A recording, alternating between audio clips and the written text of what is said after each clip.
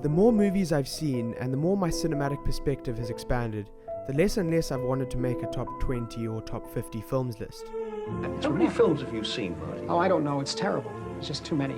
Seen too many films. So I remember a little while ago, a lot of filmmakers were asked to name 10. I can't name 10. I can't. It's terrible. You named 125. I know. Everybody else It's named just 10. no discipline at all on this. However, I do have an idea of what films would be in said list, and I wanted to briefly compare two of them, namely Martin Scorsese's The Departed and Vittorio De Sica's Bicycle Thieves. Two films I consider to be masterpieces, and two I certainly think would be on my list of favorite films. Both of these films are paragons of cinema, beloved by film buffs, but nevertheless, most people have heard of and seen The Departed, and yet much less people have heard of or seen Bicycle Thieves. Why is this? Well, what are the obvious differences? The Departed is of course a far more recent release, has a wide aspect ratio of 2.39 to 1, is shot in colour and is a far more energetic, aggressive and narratively complex film. Bicycle Thieves is relatively old, has an aspect ratio of 1.37 to 1, is shot in black and white, and is a much more simple, subtle film, focusing more on the solidarity between father and son, and the breakdown of institutions in a turbulent post-war Italy. Now, these are very brief descriptions of very deep and complex films, but I think we can start to see why a lot less people have been exposed to a film like Bicycle Thieves. Most people don't want to watch an old, slow, black and white foreign film, and would likely consider such a film inferior and boring when compared to something like The Departed. And I understand this. I'm not trying to shame anyone that doesn't like old films or black and white, etc. Film is subjective. We like what we like and we dislike what we dislike. But I do think this points to the reason why most people haven't seen a film like Bicycle Thieves. Accessibility. Cinema, like any other art form, or even life itself, evolves. The language of cinema has constantly shifted and changed over time, and this is very evident when comparing films like The Departed and Bicycle Thieves. They speak different languages. And I'm not merely talking about the fact that one's in English and one's in Italian. I'm talking about the fact that both films have very different cinematic languages. The Departed pertains to a cinematic language far more in tune with modern cinema. After all, it is a modern film. And so, unsurprisingly, it's much more mainstream, often discussed by film buffs and general audiences alike. Bicycle Thieves, on the other hand, speaks the language of Italian neorealism, a film movement very out of tune with the expectations that modern cinema has given us. The issue is that in this day and age, people aren't exposed to older foreign cinema and the golden age of Hollywood enough. Most people have seen so little, if any, classic movies that they have no understanding or appreciation of the cinematic language they speak, and in turn are less likely to enjoy these films, particularly the slower, more subtle films and/or films that reject convention. One reason for this is the fact that older films are much harder to find these days. Go on to nearly any streaming service and you'll likely find that the classics list contains hardly anything from before the 1970s. To understand Italian neorealism, I think it's best to first understand poetic realism. Poetic realism was a film movement in France from around 1931 to 1945, with an inclination to emphasize working-class narratives, functioning as critiques of society. Most poetic realist films were made in the early sound era, while the French awaited the onset of World War II, this providing discouraging and even cynical perspectives of pre-war French culture. The movement was influenced not only by the spread of fascism and the onset of the war, but also by the Great Depression. After the stock market crash of 1929 in the United States, many nations, including France, slowly began to feel the economic toll. The language of poetic realism often included the theme of doomed love, and blended comedy and tragedy in a seamless way. What I love most about poetic realism, and this can be said about its Italian counterpart too, is that atmosphere dominates. There are no disruptive forms of montage, no jump cuts, no disorienting moments. The camera is restless, constantly in motion, but in gentle ways. As Professor David Thorburn put it, there's a tension between denotation and connotation in these films. The denotation being the simple realism, the ongoing story, and the connotation being the poetic or lyrical impulse of the film to celebrate life in its complexity, in its nuance, with no regard for the demand that you follow a story. The plot doesn't dominate, character dominates, and events grow organically. When I first dove into older foreign cinema, I was delighted by the French New Wave and its experimental, unconventional filmmaking. I discovered poetic realism shortly after, as I was exposed to maybe the greatest exemplar of the movement, and a director who has become one of my all-time favorites, Jean Renoir. I couldn't believe just how magical his films were. They seemed to me to be some of the most charming and aesthetically entrancing films I'd ever seen. Renoir released 2 films in the late 1930s that had a huge impact on me and my perception of cinema: La Grande Illusion, The Grand Illusion, and La Règle du Jeu, The Rules of the Game. Released in 1937, The Grand Illusion was far ahead of its time. The film follows French prisoners of war during World War I and their attempts to escape, starring the great French actor Jean Gabin. Au Bouffe du Nord. Tu m'as vu jouer? Bon, tu sais, moi je vais jamais au théâtre, c'est trop sérieux. J'aime mieux le vélo. Tu t'intéresses, toi, au Tour de France? Bon. Enfin, t'as déjà entendu parler de Faber, de Lapisse, Garrigou, Troussonnier, Petit Breton. Oui. Tous ces gars-là, ils vont ouvrir le Belge. Oui, Comment On a le droit de faire acheter tout ce qu'on veut en ville? Tout ce qu'on veut par l'intermédiaire de la cantine. Ah, c'est parfait, alors je vais faire acheter un fauteuil confortable, puis des cartes à jouer, quelques livres et des cigarettes anglaises. Oh, ça, vous n'en trouverez pas. Non? Human solidarity, the futility of war, and the uncanniness of social class are primary motifs in the film, which acts to critique the European aristocracy during the period. This is embodied by the relationship between the captive French captain, de Baldieu, and the German captain in charge of the camp, Captain von Rauffenstein, who seem to have more in common with each other due to their rank and aristocratic status than they do with their own men. Asseyez-vous. Je vais vous dire quelque chose, Baldieu. Croyez bien que le métier que je fais à présent me répugne autant qu'à vous. Vous êtes sévère. J'étais un combattant. Maintenant, je suis un fonctionnaire, un policier. Mais c'est le seul moyen qui me reste encore pour me donner l'air de servir ma patrie. Brûlé partout. La raison pour mes gants. Colonne vertébrale fracturée en 2 endroits. Une plaque d'argent. La rotule du genou est dans l'argent aussi. Les malheurs de la guerre m'ont apporté ces richesses. Me permettez-vous une question? Pourquoi avez-vous fait pour moi une exception en me recevant chez vous? Pourquoi? Parce que vous vous appelez Boisdieu, officier de carrière dans l'armée française, et moi, Rauffenstein, officier de carrière dans l'armée impériale d'Allemagne. Mais mes camarades sont aussi des officiers. Un maréchal et un Rosenthal, officier. Ils sont de très bons soldats. Oui, joli cadeau de la Révolution française. Je crains que ni vous ni moi ne puissions arrêter la marche du temps. Boisdieu, je ne sais pas qui va gagner cette guerre.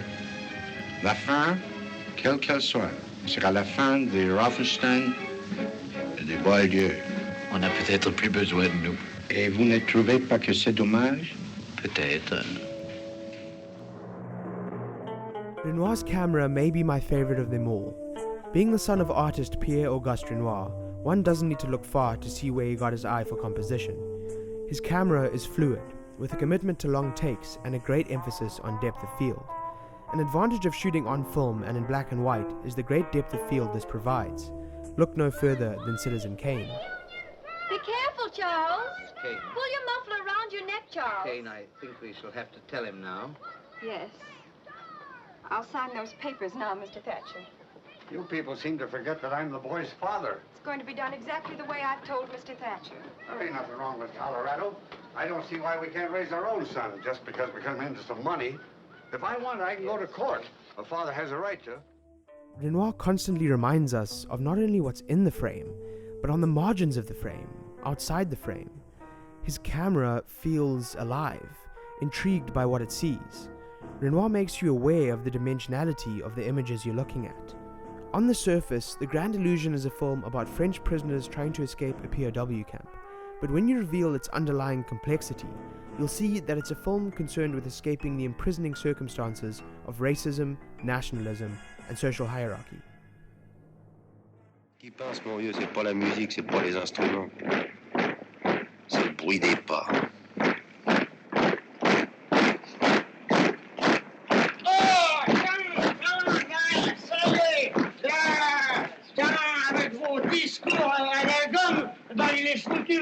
talons, talons, c'est de la casse. Gagne par qui passe. Où est le petit noir? On se la casse, il en dit quoi? Où est le...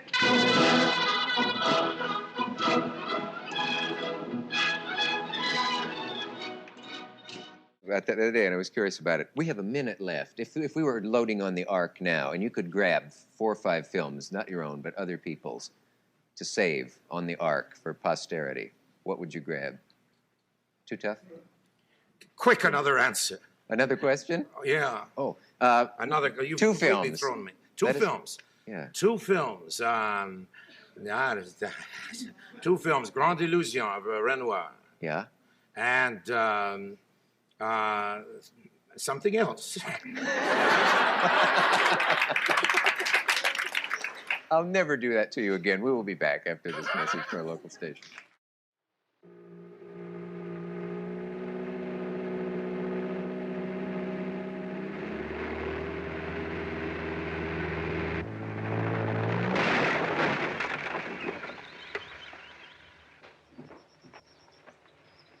Octave. Ah non, mon vieux. Continue si tu veux. Moi, je rentre à pied. Octave. Me laisse pas seul. J'en ai marre de tes histoires. Depuis ton retour d'Amérique, c'est des discussions, des explications, tu me fais tourner en bourrique. Et maintenant, voilà que tu me balances en auto à travers le décor. Non, mon vieux, j'en ai assez, je m'en vais. Tu as mal? C'est-à-dire que je me demande si je suis pas mort. J'ai voltigé au plafond, mon vieux, comme une plume. Après un truc comme ça, on sait plus où on en est. Alors si tu veux te tuer pour Christine, bah tue-toi, mais tout seul, sans moi. When the rules of the game premiered in 1939, it wasn't received well. To quote film critic Roger Ebert, there is a subterranean level in Renoir's film that was risky and relevant when it was made and released in 1939. It was clear that Europe was going to war. In France, left-wing Popular Front members like Renoir were clashing with Nazi sympathizers. Renoir's portrait of the French ruling class shows them as silly, adulterous twits, with the working classes emulating them within their more limited means. The Rules of the Game is a comedy of manners that exposes the decadent pretensions and immorality of French society, particularly the upper class, just before World War II. It's not hard to see why the French weren't exactly welcoming to the film then.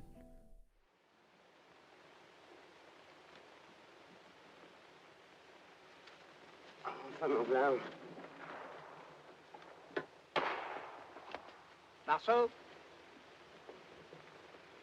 Bonjour, Marceau. Bonjour, Schumacher. Tu vas bien? Tu veux mon lapin? After the premiere, Renoir reduced the film's running time from 113 minutes to 85, but even then the film was a critical and financial disaster. It was banned by the wartime French government for having an undesirable influence over the young, and for many years the 85-minute version was the only one available. In 1956, boxes of the original film were discovered, and thus we can now appreciate and celebrate the rules of the game, as Renoir envisioned it.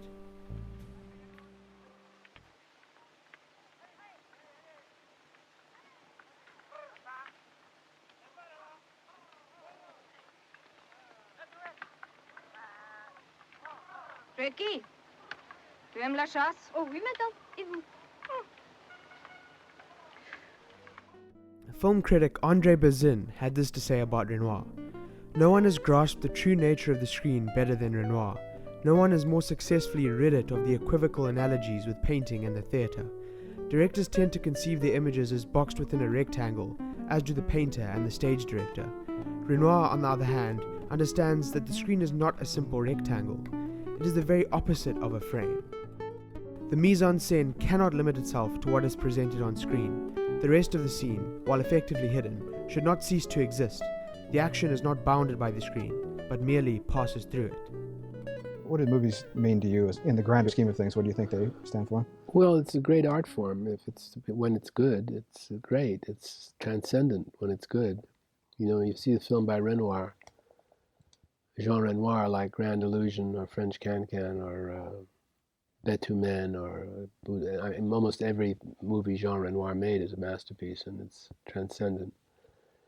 You're in the company of masters like Renoir, then you're up there with Mozart and Turner and Rembrandt. The reason I wanted to discuss poetic realism before discussing Italian neorealism is because they speak the same cinematic language. Italian neorealism is essentially a successor of poetic realism, adopting the same tenets: shooting on location with natural light, a fluid camera, long takes, and telling stories set amongst the poor and the working class with a focus on the human condition and human solidarity. However, there are some differences between the movements. Neorealist films often use non-professional actors, further highlighting the rejection of Hollywood glamour. Neorealism is also more of a politically engaged movement, dealing with the difficult economic and moral conditions of post-World War II Italy. Studio films prior to the movement were fascist films under Mussolini. Italian neorealism therefore became the cinema of the resistance and of liberation. The power of the neorealist movement at the end of World War II, the effect of Open City and Paisa, and of course De Sica's film, Bicycle Thieves, the spiritual rehabilitation of an entire culture and people through cinema. Bicycle Thieves is one of the greatest films of the neorealist movement, following a father and his son on a search for a stolen bicycle in post-war Rome. The father, Antonio Ricci, and his son, played by a steelworker, Lamberto Maggiorani, and his actual son. Bicycle Thieves was one of the first foreign films and the first Italian neorealist film I'd seen, and it was an eye-opener for me. The film has a simple, lucid story, but through Vittorio De Sica's articulate and intimate filmmaking, great performances, and a beautiful soundtrack, it's a subtle, melancholic, but compassionate piece of art, displaying a dismantled Italy post-World War II, and the poverty and moral vacuum therein.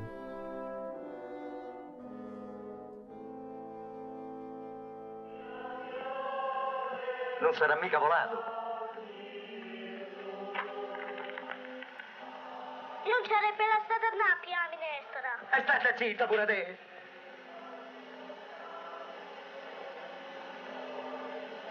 E mo che fai? Mannaggia. Anna, poi cammina. No, io... Anna, voglia via. No. Vuoi venire o non vuoi venire?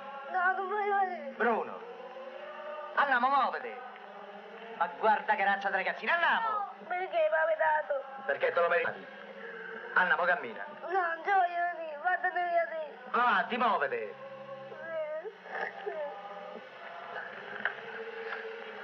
Sti impiccione. Vabbè. Ho messo il suocero. A casa io dico io a mamma. A casa fammi i conti. One of the great things about film is its ability to characterize and depict particular cultures at particular times in history. People's fears, desires, dreams, attitudes, philosophies, at a particular time and place, never cease to seep their way into the art of the period. In a way, art is a cultural time capsule.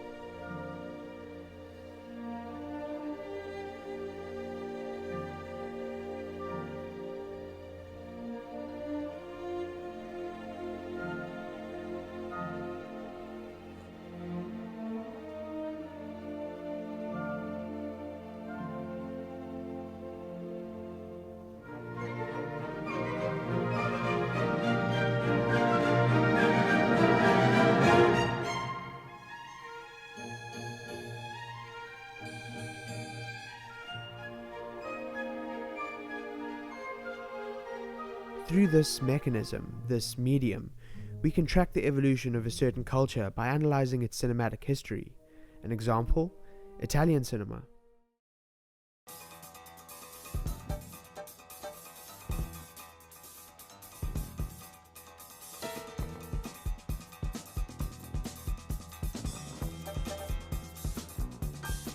Following the Second World War and the neorealist movement, the Italian economy made an unprecedented recovery in the 1950s and 60s, what is known as the Italian economic miracle, or Il Boom. This socio-economic change and its effects on the Italian people can be discerned through the films of contemporary filmmakers, such as Federico Fellini and Michelangelo Antonioni. These filmmakers embraced many of the tenets of Italian neorealism, but shifted from focusing on social issues to more individual, existential enigmas. Sur le plateau de tournage de Juliette des Esprits, Fellini nous parle d'Antonioni. Io spero che l'amicizia che ho per lui non mi impedisca di dare un giudizio. giudizio obiettivato, cioè non mi faccia avere l'amicizia. Più molta stima di Michelangelo, sia come artista, come cinematografico e anche come uomo. Cioè la cosa che più mi piace, mi entusiasma di Antonioni è la sua costanza, la sua coerenza, cioè è un autore che ha sempre cercato di essere fedele a un suo tipo di cinema, imponendosi a volte anche non soltanto contro le imposizioni sempre un pochino costrittive della produzione, ma imponendosi con una, veramente ripeto, con una fedeltà a se stesso, certe volte perfino commovente, imponendo il suo cinema anche a un pubblico che per anni non ha voluto seguirlo, non ha voluto sapere. Ecco, questa qui per me è proprio una prova esemplare, insomma, penso che da questa fermezza di carattere, da questa fedeltà a un certo tipo di cinema, molti giovani cineasti dovrebbero apprendere una lezione di dignità. Je n'ai jamais cherché des compromis avec la production, disons. Je serais riche à ce moment-là. Au contraire, je ne suis pas riche. J'ai cherché de faire les films que j'avais envie de faire, très sincèrement, et c'est tout. I wanted to focus on 3 films in particular, a trilogy of films, but not in the narrative sense. These films have nothing to do with each other character and story-wise, but nonetheless they work as an implicit and coherent trilogy thematically. Michelangelo Antonioni's Alienation Trilogy. In 1960, Antonioni established a new cinematic language with L'Avventura, a film made in the vein of neorealism, but different from neorealism in its focus on the Italian bourgeoisie and its unfulfilling desires. The film stars Monica Vitti as Claudia, a woman seemingly detached from the world and its ongoings.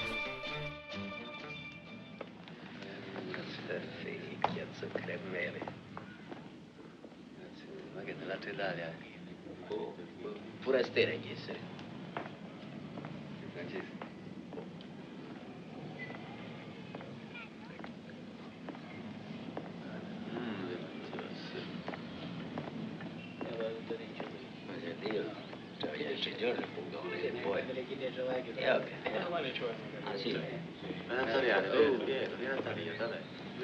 Che bella femmina. Torino.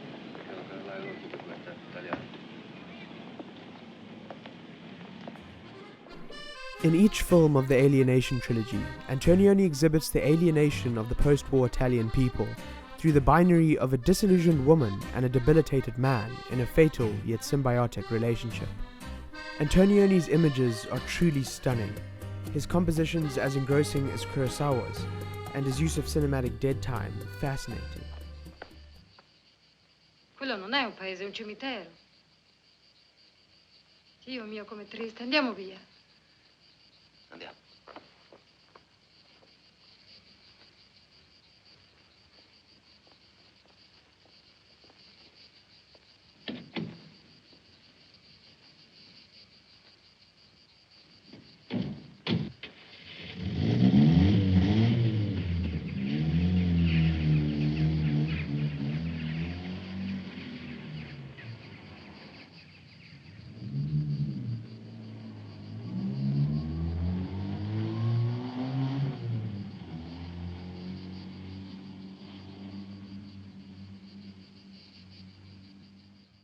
Antonioni's camera reminds me of Renoir's, seemingly alive and uninterested in surreal or expressionist representation, exhibiting the same lyric impulses as in poetic realist and Italian neorealist films, in which the story's desire to get on with itself is sometimes in conflict with the camera's desire to look at what it sees. Antonioni, like Jean Renoir, had a great emphasis on depth of field, the audience aware of the dimensionality of the images they see. The characters in the Alienation trilogy can't seem to connect with each other, the relationship of focus in each film slowly decaying, what Antonioni called a sickness of eros. È perché non ti amo più. Sono disperata per questo. Vorrei essere già vecchia per averti dedicato tutta la mia vita. Vorrei non esistere più perché non posso più amarti. Ecco, questo è il pensiero che mi è venuto mentre eravamo al nightclub e tu ti annoiavi. Se tu dici questo, se vorresti essere già morta, vuol dire che mi vuoi ancora bene. No, è soltanto pietà. All the films and film movements I've discussed in this video lack the accessibility that modern movies have. They're harder to find, speak a different cinematic language, and reject much of the tenets of Hollywood films. An example is the rejection of conventional narrative structure. One of the seemingly primary characters in La Ventura, Anna, goes missing early in the film, and we never find out what happens to her. The films of Renoir, Vigo, De Sica, Rossellini, and Antonioni exhibit the real flow of life, with a complete disappearance of coincidence or miracle and their ability to resolve conflicts or complications. It's fascinating to see how influence is passed down through successive generations of filmmakers and through film movements. The filmmakers of today have certainly been influenced by many, if not all, of the films and filmmakers I've briefly discussed in this video. I encourage you to seek out these films if you haven't already. Don't let their unfamiliarity discourage you. Thank you so much for watching. If you got to this point, I assume you love film, so if you have any recommendations for me, please leave them in the comments below. I'd really appreciate that.